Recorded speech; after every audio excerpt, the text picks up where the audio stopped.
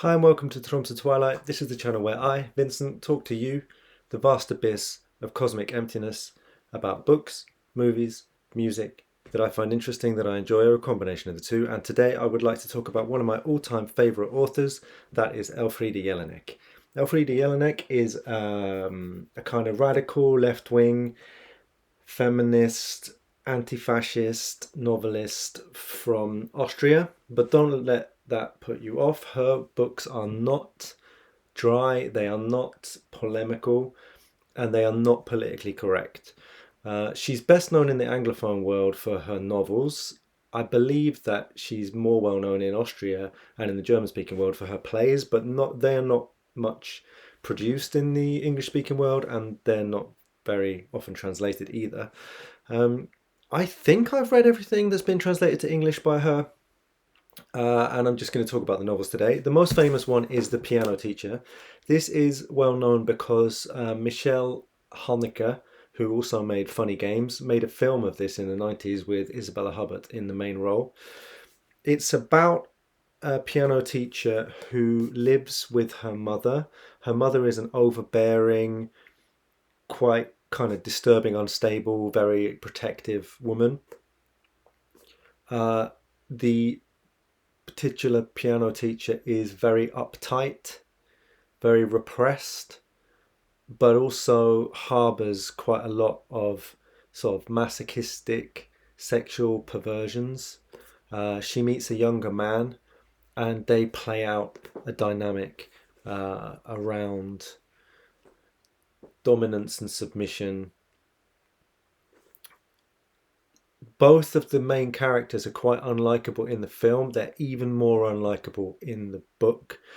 And this is one of the less experimental novels by her, but she does something in this book that she takes to even greater extent in some of her other books, where she kind of skips between, although it's written in the third person, she skips between perspectives. So you hear the kind of inner monologue of a lot of the people in the book, and so you hear a lot of this kind of like racist, bigoted, disturbing language. If there are any PJ Harvey fans watching this video, you might find it interesting to know that the song title, The Whore's Hustle and the Hustler's Whore, is taken from this book. The second time I read it, I suddenly noticed that this sentence is part of this novel. The thing about this book and some of her others is that although it's like quite disturbing, very satirical, quite transgressive in a way, it's also quite funny at the same time as being very bleak. And I do think possibly that she drew a little bit on her own life in writing this, because I think that she had quite a difficult relationship with her own mother, and I'm not sure 100%, but I think she was quite interested in classical music. Great book, good place to start. Let's move on to my least favourite book that I've read by her. It is a book about kind of like thugs or like youths committing senseless acts in the 1950s Vienna, like a young gang of like teenagers who terrorized the town. It's sort of a satire or an exploration of a country that has absolutely not come to terms with its Nazi past. You have this group of kids who were like born right at the end of fascism in Austria, and the country was never denazified in the way that Germany was, and they are living out all of this like repressed, amoral violence at the same time as their country is kind of trying to ignore their immediate past. It's quite bleak in the way of many of her novels. For me, it was like the least entertaining. Although it's some time since I've read it, maybe I would feel differently if I read it today. People compare it to A Clockwork Orange, but what it doesn't have that A Clockwork Orange has is it doesn't have this kind of virtuosic linguistic playfulness that some of her other books also do have. So I would say wonderful, wonderful times, worth reading, but maybe for Jelinek completists. On the other hand, Women as Lovers is much easier to read, and I think just great. It's written in this sort of deceptively childlike prose, describing a village in the, I believe it's in the Alps. I'll read you the very beginning. Do you know this beautiful land with its valleys and hills? In the distance it is bounded by beautiful mountains. It has a horizon which is something many lands do not have. Do you know the meadows and fields of this land? Do you know its peaceful houses and their peaceful inhabitants? Right in the middle of this beautiful land, good people have built a factory. Its low, corrugated aluminium roof makes a beautiful contrast to the deciduous and coniferous forests all around. The factory is tucked into the landscape. Although there is no reason for it to be tucked away, it could display itself. How fortunate that it stands here, in beautiful surroundings, and not somewhere else where the surroundings are not beautiful. The factory looks as if it was part of this beautiful landscape. This is how it's written, and it's without capital letters. You could almost believe that it wasn't sarcastic, but it's a kind of total evisceration of Austria's perception of itself.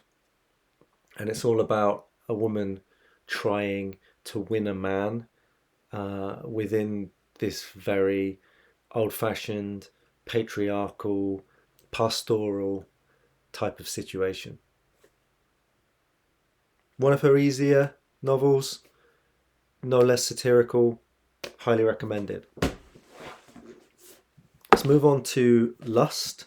In some ways, Lust is similar to Women as Lovers. It's about a woman in an alpine environment who is trying to kind of win the competition of gender relations and patriarchy. But it's written like porn. It's hugely violent, ridiculously pornographic, has loads of sexual assault scenes, all within the context of this like alpine ski resort, which is supposed to be kind of idyllic. And to me, this is just perfect writing. It's so visceral, it's so angry, at the same time as it's like almost hilarious because it's just going so far. I absolutely love this book. I've met people who hate it. I had a friend who said every chapter is the same, I can't read it. But that's kind of what pornography is like, you know? Just totally at random. Chapter 8. In all seriousness, I call upon you, air and lust for one and all. The woman will be with you in a moment. Can you hold? First she has to collect herself. For a kiss it would be best to be collected. All five senses collect the set. The student is well developed, a perfect picture of a man. No need for touching, so she lets him touch her up. He places his arm between her thighs. Chapter 5. Supermarkets are busting with captivating goods. People are their captives.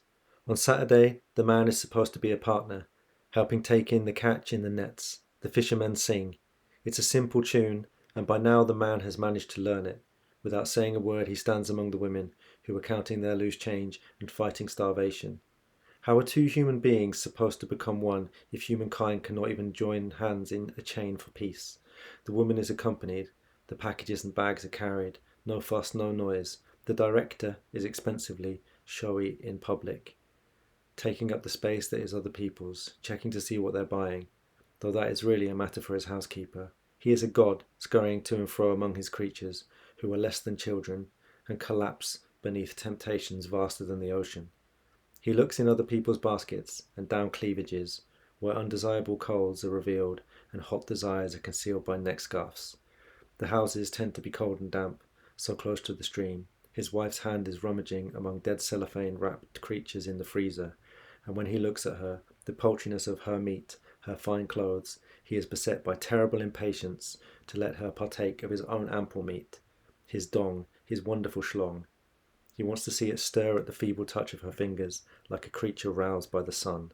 He wants to see that little animal of his awake at the touch of her varnished talons and bed down again to sleep inside the woman. She'd better make an effort in her silk blouse, so that he doesn't always have to do all the troublesome work himself, manhandling her breasts out and placing them on the plate of his hands. Why can't she serve herself up, be a little obliging, so he doesn't have to waste half an hour picking the fruit from the tree first? The whole book is like this. If that strikes you as great writing, read this book. If you think that this just sounds appalling, maybe skip it. The last one I'm going to mention, this is actually my favourite. It's also by far the most difficult, and I read when it came out in English that it's essentially an untranslatable book because every sentence is full of puns, and you can't capture all of the different meanings that the German text has in English. But this is Greed. It looks like, and is almost marketed in the blurb as, a kind of crime fiction novel, which in the absolute loosest sense it is. There is a police chief, there is a murder, but the main story is the same as in Lust and Women as Lovers. It's about a man, a powerful man in a town, and how he is able to take advantage of a woman who is trying to position herself within the community. In this case, he wants a house, so he initiates a sexual relationship with her. But this book is full of continual digressions. There's a whole chapter that describes a lake where nothing can live. It's like a fake reservoir where the water table is such, the water pH is such that nothing can live within it.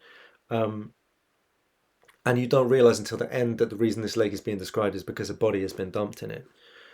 There's also a bit where she starts describing this character, the police chief, kind of looking at a map, and then she basically says, look at this guy, I can't even be bothered to describe him. There's another bit where she interrupts herself and she says, what is so terrible about me that I can only be used for writing? And I love this quote so much. I remember I typed it up and had it on my corkboard years ago, back when I lived in London. So this book is 300 and something pages of this extremely experimental, digressive critique of Austrian society, which is harrowing and hilarious by equal turns. What I think Jelinek has that many writers with a kind of feminist critique don't have is that she is absolutely scathing about both the women and the men in her novels. And she also is doing this kind of, always doing this subtle critique of the fact that Austrian institutions are all still built on the same power structures that they were during the Second World War. So the kind of authority within the country is a continuation of the same organizations, nepotistic family structures, and established power centers that existed during the Nazi period and the Holocaust. If you've not read Jelinek, don't start with Greed. Start with any of the other three that I mentioned that I really like: Piano Teacher, Lust, or Women as Lovers. But do read this if you enjoy one of those. If you have read Jelinek, feel free to jump in the comments and start a conversation with me and others about her. We should all be talking about her. She is brilliant. If you would like to watch other videos by me, you know how to do it. If you would like to subscribe, please do. Hit the like on this video if you feel inclined. If you don't want to do any of that, I appreciate your time. Take care.